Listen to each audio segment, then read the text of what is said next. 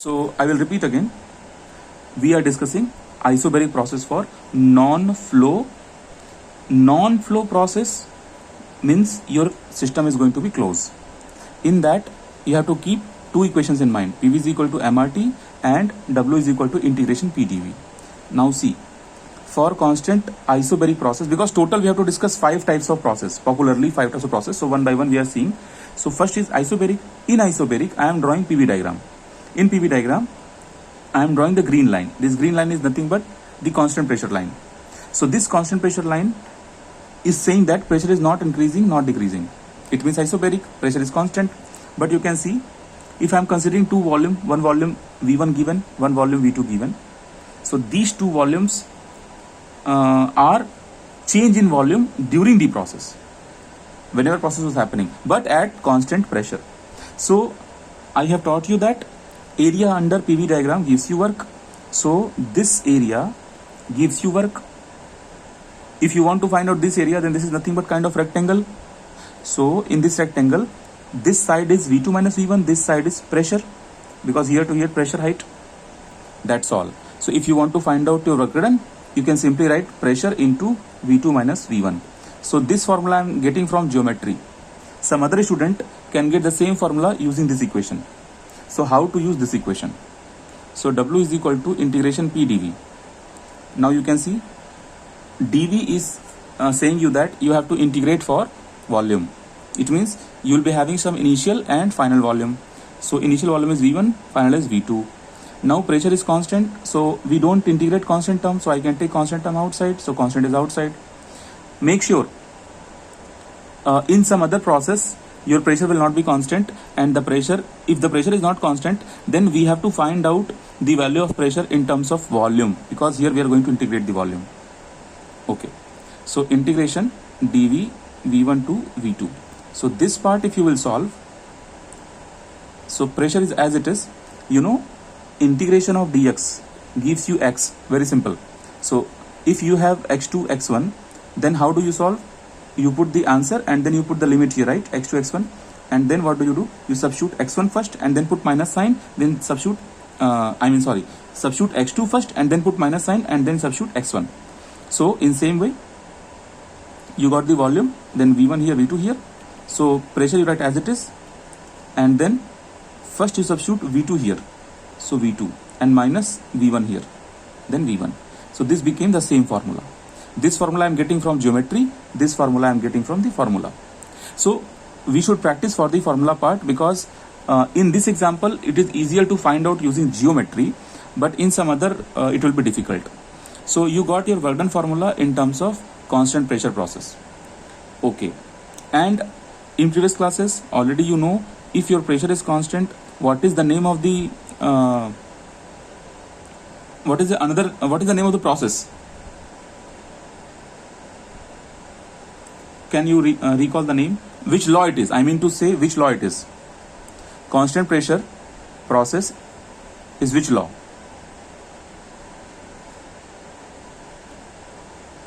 When pressure is constant, then no, it is Charles law.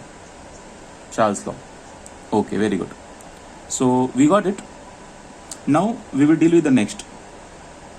You have so many formulas for Q, right? Either you have Q is equal to m CV dt.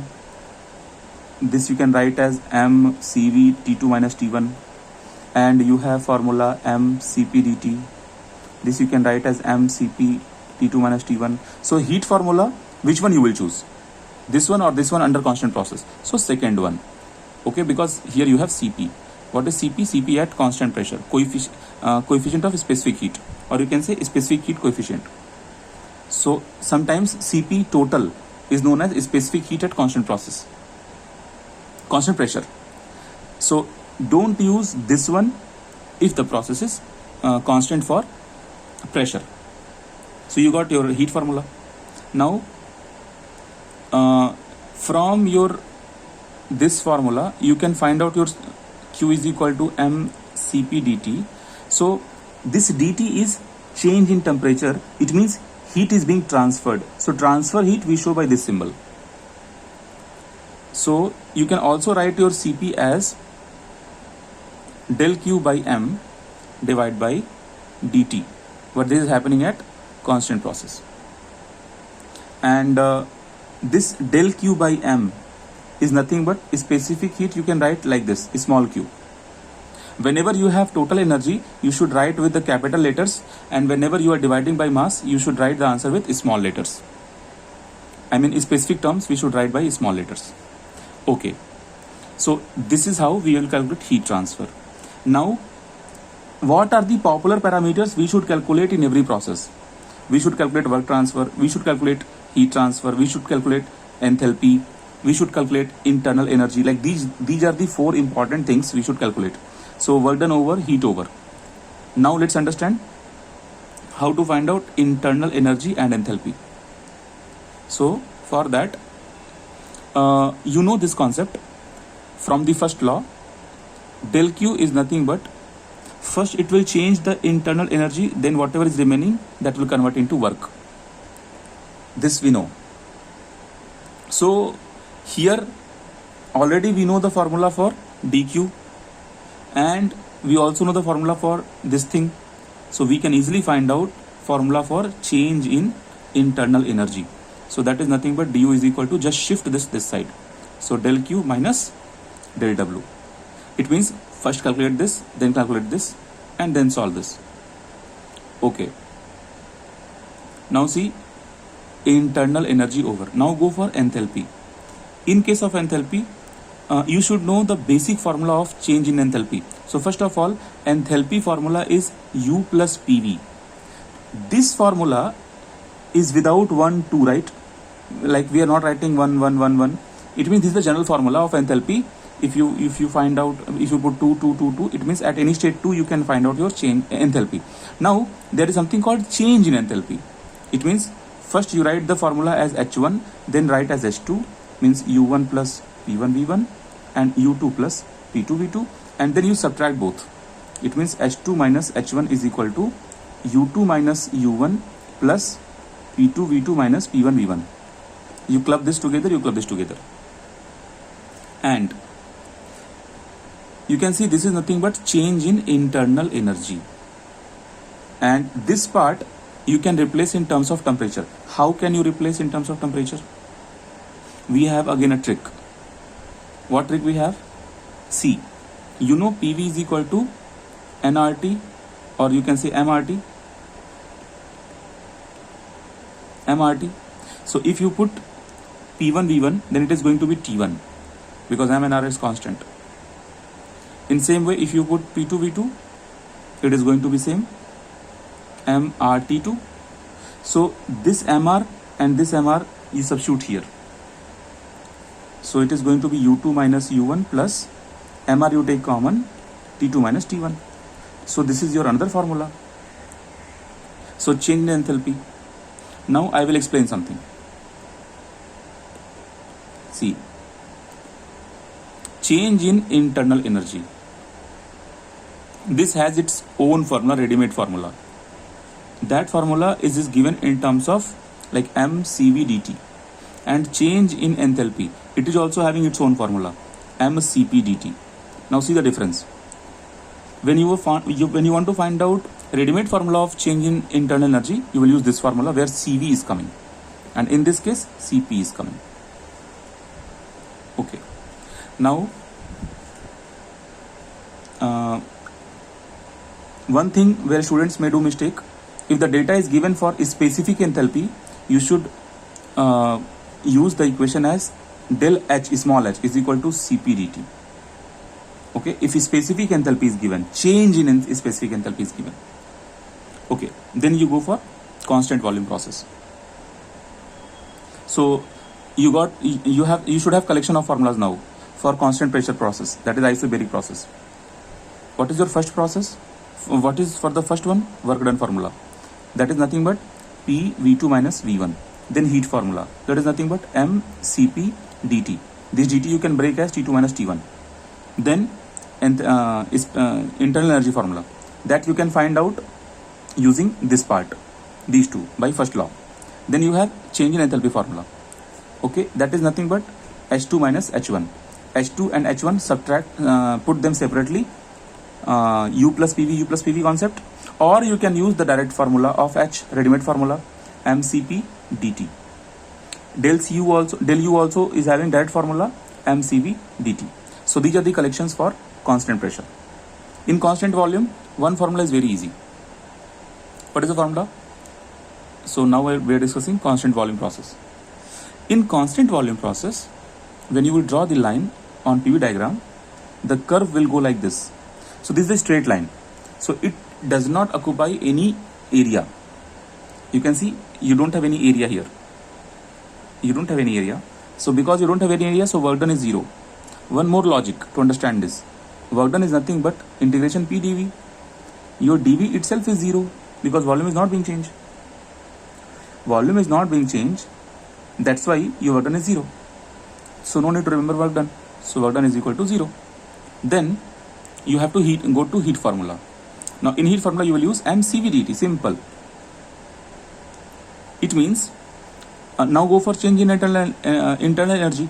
That is nothing but from the first law. If you check, del Q is equal to du plus del W, then your del W is 0. So it means they both are equal. So whatever formula is for Q, same formula will go for del U. Now question comes, what about enthalpy? We have to bother about enthalpy. So enthalpy is same. Enthalpy is same means how will you judge the enthalpy? You will write the formula of change in enthalpy. Del H is equal to H2 minus H1. That is nothing but the same formula mCp dt. But this Cp you are using, that is for constant pressure. It means this formula will not work for del H. So how will you calculate del H? You can calculate del H if and only if your H1, H2 is given separately. Now how will you find out H1, H2? So you see, your H1 is because of U1 plus P1 V1, and your H2 is because of U2 plus P2 V2. Because V1 V2 is same, you can see V1 V2 is same, and if you subtract both, pressure is being changed or not, we have to understand. Pressure is being changed or not, we have to understand that. So of course pressure is being changed, because you can see volume is constant but pressure is not constant. So if you subtract both the equations to find out del H, what will happen? U2 minus U1 you write. After that volume is constant, so take the volume common and you write P2 minus P1 like this. Okay, so after understanding constant pressure and constant volume, it is important to understand relation between specific heats. You might have heard there is something called gamma, and gamma is adiabatic index. So here I will teach you something. Cp minus Cv gives you R. This R is gas constant. Cp value and Cv value, it is different for different gases. Second, whenever you divide Cp by Cv, it gives you gamma. Third, Cp value is gamma times Cv from here, and Cv value is nothing but R by gamma minus 1, and already one gamma is here.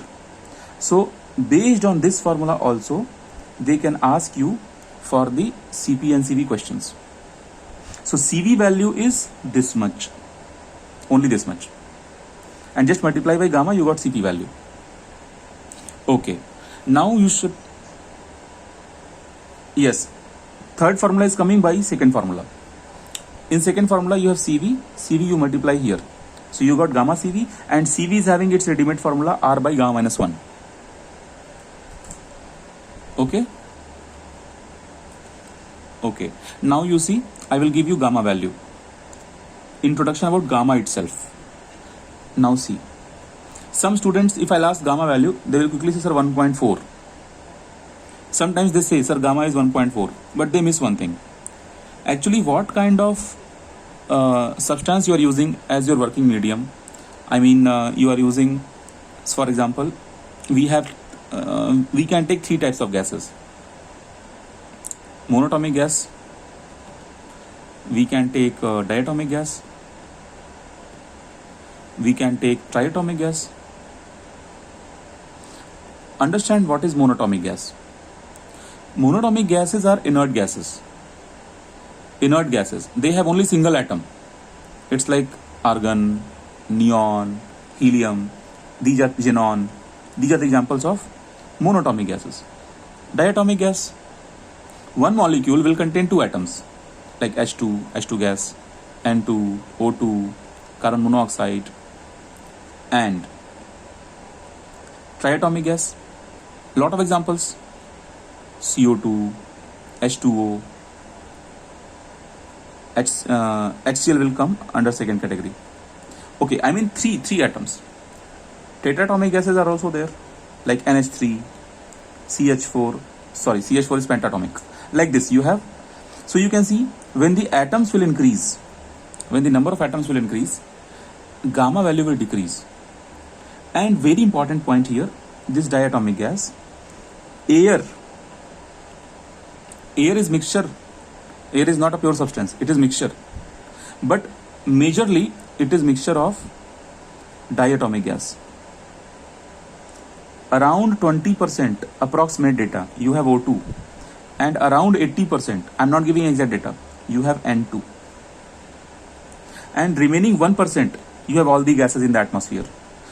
In 1%, you have all the gases. So you can say that, okay, air is diatomic gas, because you have O2 and N2, they both are diatomic.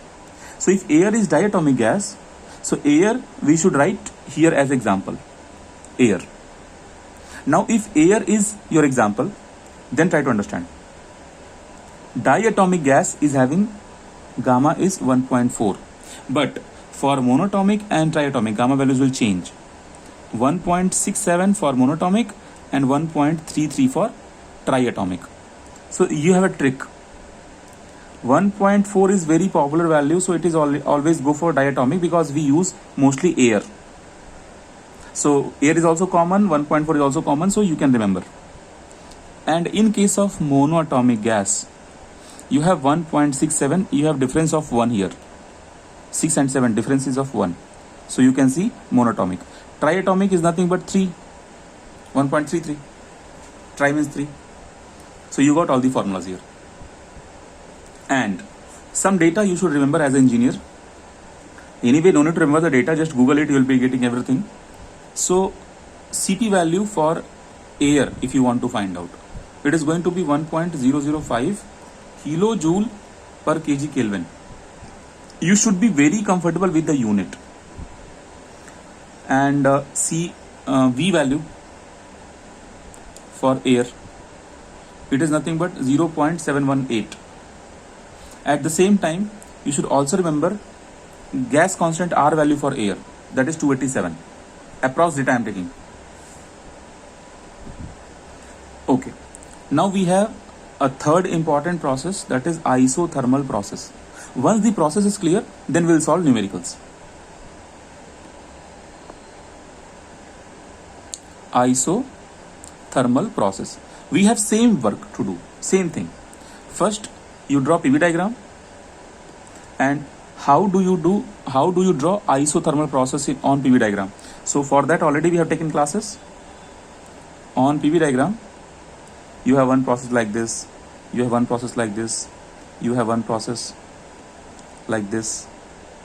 So here n was 0, here n was infinite. So this was pressure constant, this was volume constant. In between here you had temperature constant. You had one more diagram like this. This was adiabatic. Adiabatic means your n was equal to gamma. For this you had n is equal to 1. Okay, so you can see on the PV diagram, if you will draw isothermal process, then it will go like this. It means what? At this point you have pressure P1, volume V1. At this point you have pressure P2, volume V2. And if I'll say you to derive the first formula, that is nothing but area under the curve. It means this area. So if I will write our work done formula is integration P dV, then you can clearly see your pressure is not constant. If the pressure is not constant, so you cannot take pressure out of integration. So if you cannot take pressure outside of integration, then one more problem is you cannot integrate the pressure in terms of volume. So what is the solution? replace the pressure value in terms of volume. How will you replace the pressure value in terms of volume? For that, in the beginning I said, remember PV is equal to MRT. So with the help of PV is equal to MRT, you know that we are dealing with isothermal process. So mass R and T all are constant. It means your PV is equal to MRT. The entire thing you can write as constant. Put any symbol C. So pressure you can write the constant number as divided by volume. Then you can successfully integrate your volume, your work, that is nothing but integration. Now P value you replace. So that is nothing but constant by volume into dV. Now here you may get stuck because of integration. So remember, integration, whenever you are doing dx by x, it gives you log x. And remember, it is natural log, so you write ln x. Now here I should improve your memory. What is difference between log and ln? So first I'll complete this. So I will change the page. So you got your work done is equal to integration integration constant by V into dV. So when you will integrate from V1 volume to V2 volume, you will be getting, take the constant outside, then you will be getting ln of V. Then you put here V1 and V2. Then first you put V2. So C ln V2, then put minus, then you put V1 ln V1. How this minus sign is coming? It is coming from the integration. I mean, it is not coming from the thermodynamics. Okay, now see, what was the value of C? So PV is equal to nRT. If you see my introduction, already I have given that. Then P1 V1 will be equal to P2 V2 will be equal to P3 V3, right? So either this constant you write as MRT, or this constant you can write P1 also, P1 V1 also, P2 V2 also, P3 V3 also, like that. So here you are writing V1 and V2. Any, either this one or this one you can write here. So based on this, in GATE exam they can ask MCQ, MSQ, multiple selected question. How? They can ask which of the following formula is correct for work transfer in isothermal process. So they can write V2 minus V1 here, and here in one option they can write P1 V1, in another option they can write P2 V2. Okay, both are valid. Right. Now see, let's understand log property here.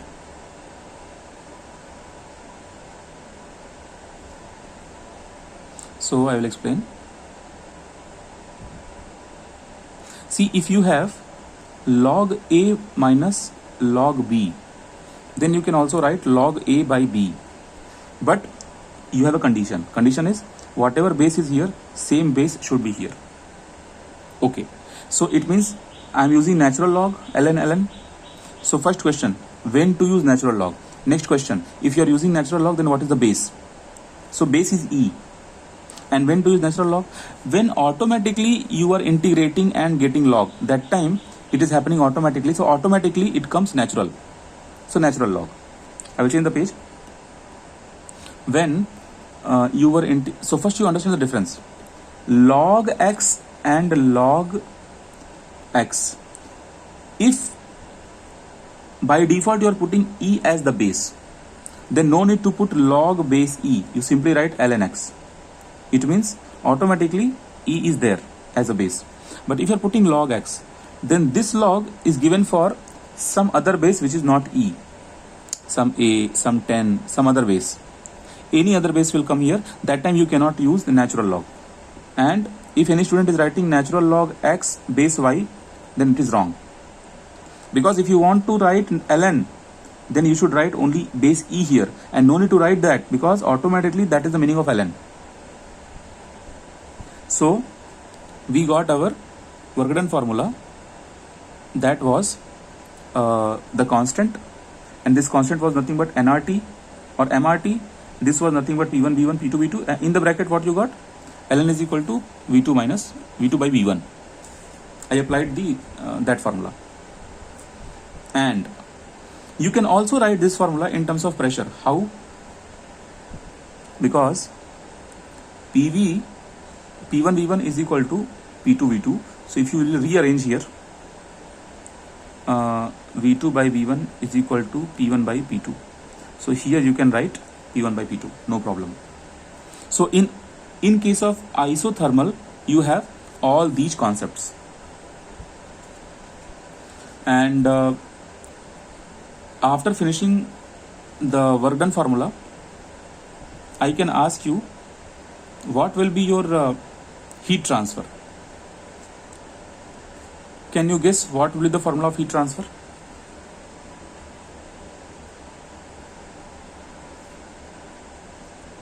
Guys,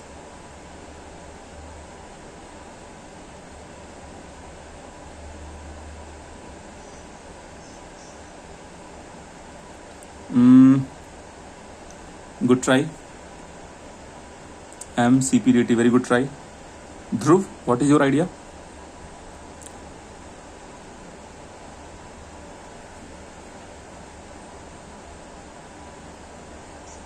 Okay, see now. What I have told you, you have two types of Q. One Q will change the temperature. One Q will change the phase. If you have temperature change, then only you have MS delta T, MCP delta T, MCV delta T. Then only these three formulas will work if you have change in temperature. But because we are discussing isothermal, so your temperature is constant. So this delta T will give you 0. So all these formulas are not valid. Then of course you have phase change. Okay. Suppose you don't have phase, if you have phase change, in that case you will use Q is equal to ML. Okay. But if you are looking for the formula, then you understand one logic. Already I have taught you, if there is temperature constant, then your change in internal energy will be 0. Because internal energy is only the function of temperature. Means, from here you can connect one logic. If you look at the first law, your heat transfer is nothing but change in internal energy plus work done. One thing, when you say work done or you say work transfer, they both are same meaning. So this part is 0 in case of isothermal. So automatically whatever formula you are getting for work done, everything will be for del Q also. Now see the physical meaning of this. Whatever heat you are supplying, all the heat is converting into work done. Any heat is not converting into internal energy.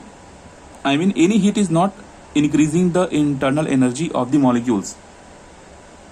So isothermal process is very, very important. Next, in case of isothermal process, on the PV diagram you have this curve. Okay. Now logic is, what is the name of this special curve? So this name of this special curve is hyperbolic curve. Why hyperbolic curve? Because in mathematics, when you have xy is equal to constant, in mathematics when you have xy is equal to constant, or you can write x proportional 1 by y, or you can write y proportional 1 by x. So for these people, if you draw the graph, it comes like this. Here you can write xy like this, or you can write yx like this. So name of this graph is actually rectangular hyperbola. You have two types of hyperbola. One is your regular hyperbola, what we see like this kind of hyperbola. For this we have equation x square by a square minus y square by b square is equal to 1. But this is also hyperbola. It means what? When the same hyperbola will shift in the quadrant. So I am taking the first quadrant, it looks like this. So what is x, what is y? That is nothing but pressure and volume. So PV is equal to mRT. M was constant, R was constant, T was constant. So that total became constant. So PV is equal to constant. It means this kind of format will come. So P proportional 1 by B. When you will increase the volume, your pressure will decrease. But in what sense? In a hyperbolic sense. By using this curve. So they ask one question in GATE exam. Which of the following is isothermal process? Sorry, hyperbolic process. And they give options: constant pressure, constant volume, constant temperature, adiabatic. So constant temperature process is hyperbolic process. Now see. So 3 processes got over. In all those 3 processes, we have some set of formulas. Now we have last important process, adiabatic process.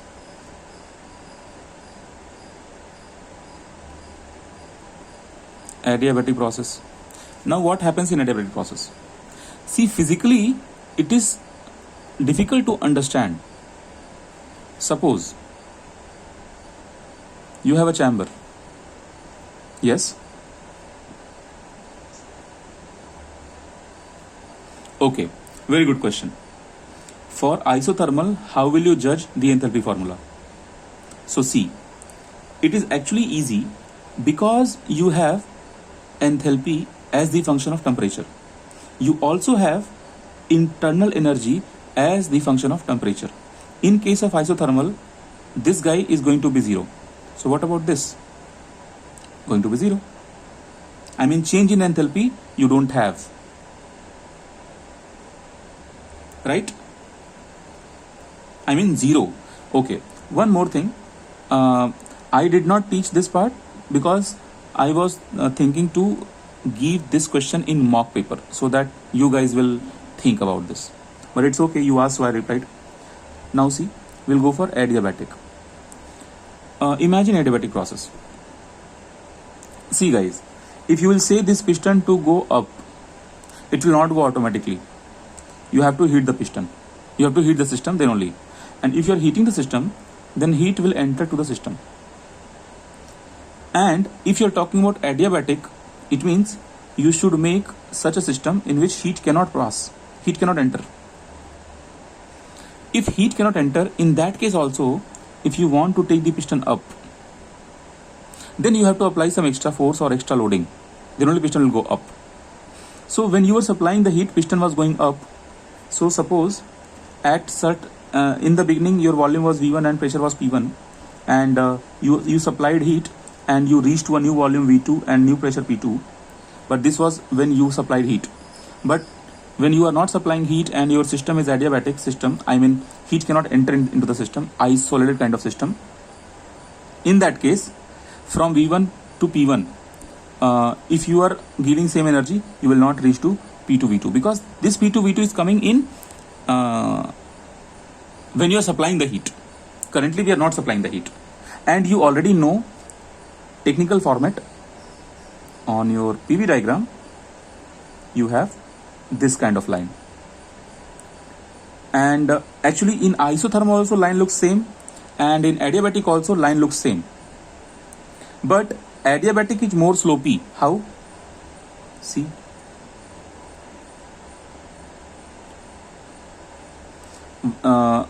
we drew all these curves, right?